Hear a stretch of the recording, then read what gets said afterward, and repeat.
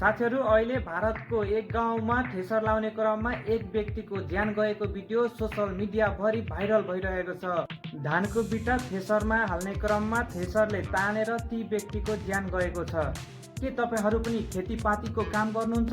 खेतीपातीको काम गर्दाखेरि सावधानी नअप्नाई काम गर्दाखेरि कस्तो हुन्छ भनेर यहाँ हेर्नुहोस् फोटोहरू। धानलाई थ्रेसर लाउने क्रममा अचानक यो घटना घट्दाखेरि मृतकको परिवार एकदमै दुखी र अत्यन्तै चिन्तित अवस्थामा परेका छन् र गाउँभरिको मानिसहरू भेला भएर उद्धारको लागि जुटेका छन्। मृतकको आफ्ना आफन्तहरू एकदमै चिन्ता र रुवाबासी गर्न थालेका छन्।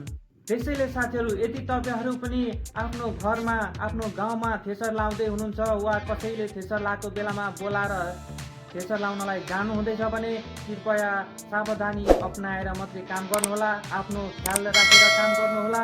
साथीहरू, धानलाई थ्रेसर लाउँदाखेरि थ्रेसरमा काम गर्नु भनेको एकदम खतरनाक ठाउँमा काम गर्नु हो। धानको त्यत्रो बिटालाई फुती तान्ने थ्रेसरले यदि मान्छे पनि झुक्कलमा पर्यो भनेदेखि मान्छेलाई पनि अचार पेले जस्तै पेल्न सक्छ।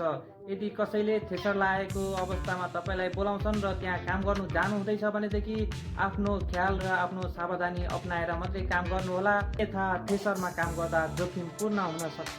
अर्को एउटा महत्त्वपूर्ण कुरा, यदि तपाईँ थ्रेसर लगाउन जाँदै हुनुहुन्छ भनेदेखि रक्सी, चुरोट, गाँजा यस्ता नशालु कुराहरू बिल्कुल युज गरेर नजानुहोला। किनभने रक्सी खाएर काम गर्दाखेरि जोस जाँगर होस घुम्न सकेको हुन्छ।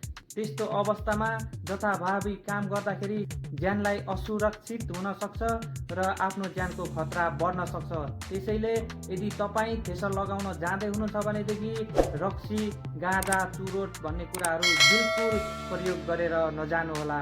ज्यानभन्दा ठुलो केही होइन।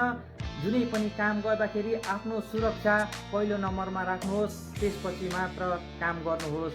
यदि तपाईँ थ्रेसरमा कहिले काम गर्नु भएको छैन र कहिले गर्नुहुने छैन भनेदेखि यो भिडियो सक्दो सेयर गरेर खेतीपाती गर्ने मान्छे, थ्रेसर लाउने मान्छेको मोबाइलमा पुर्याइदिनु हुन अनुरोध गर्दछु भन्दै म आज हजुरहरूबाट बिदा हुन चाहन्छु। हजुरहरूको प्यारो भाइ प्रेम घिमिरे। धन्यवाद।